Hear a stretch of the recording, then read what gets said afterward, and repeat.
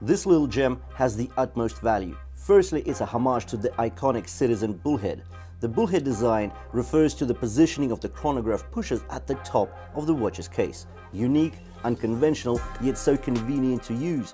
Considering it was originally intended for sports and racing, it sort of makes sense. The design looks fresh now, but it was a real breakthrough design in the 1970s, truly a collector's treat. The second standout feature is the split seconds chronograph. Essentially, you can measure multiple time intervals simultaneously, or if you need to record intermediate times while also continuing to measure the overall elapsed time. Let me show you. Kick off the chronograph. By pressing the right pusher, you read the split time. Pressing it again causes the hand to catch up or retropant to the moving minute hand. And you can use this function multiple times. This is a very unique and complex mechanism that you're picking up for 15 bucks. I will be leaving links to the listing I got the watch from in the description below the video. Make sure to check it out if you're after a sharp price. And now let's dive into this review.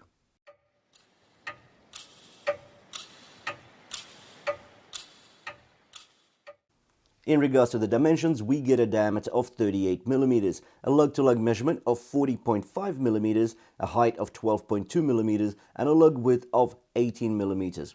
The bracelet tapers down to 16 at the clasp. We have a weight of 85 grams on this watch. Although this is a very complex mechanism before us, it is fitted into a very budget case, not by looks, rather by the case material, encapsulating the complication. The case is made of an alloy. Only the case, back and bracelet are stainless steel.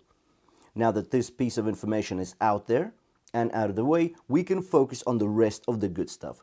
Considering the case is a monoblock, the lug-to-lug measurement is expected to be modest, but here we see ultimate sparsity with a lug-to-lug length of 40.5 mm because the spring bars for the bracelet are hanging off the edge of the aggressively downward pointing edges, so-called lugs.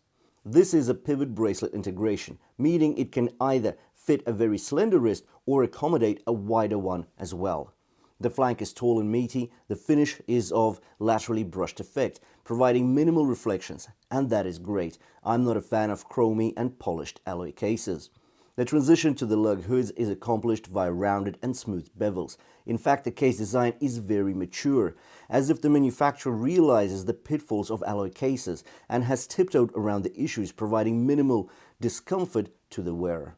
For the second layer, we have a circular fixed bezel with a polished edge and slanting bevel supporting the mineral crystal.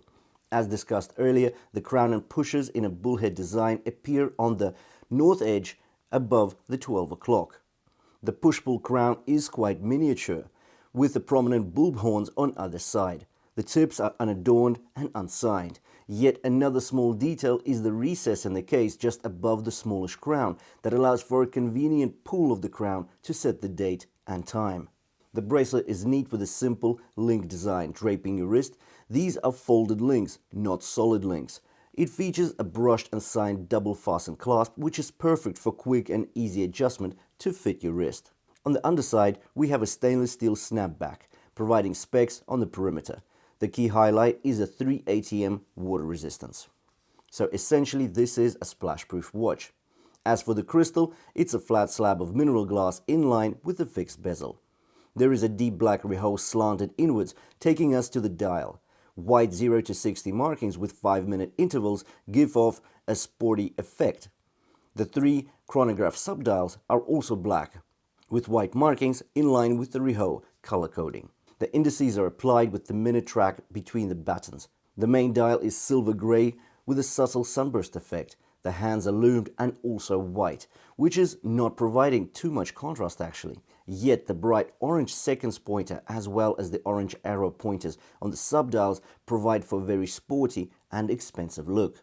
At 4:30 we have a date cutout. It's neat and not out of place on this dial. From the lume test we can see the green lume is applied on the indices and hands, but the brightness and longevity are not going to win any competitions. As for the movement, we have a Japanese quartz, so dependability and reliability is a given. For 15 bucks, you are getting a lot of value. You're getting a lot of function and utility. Firstly, quartz, Japanese, dependable, robust. a split-second chronograph. Unique, rare, and very useful, especially if you're into sports or racing. This is useful stuff, and again, it's rare. Yeah, it's an alloy case. That's a shame, but you're paying 15 bucks. And again, the homage, the bullhead homage, this is awesome. It's a classic for 15 bucks. Anyways, I've left the links to the listing I got the watch from in the description below the video. Check it out if you're after a sharp price. Thanks for watching, and I'll see you in the next one.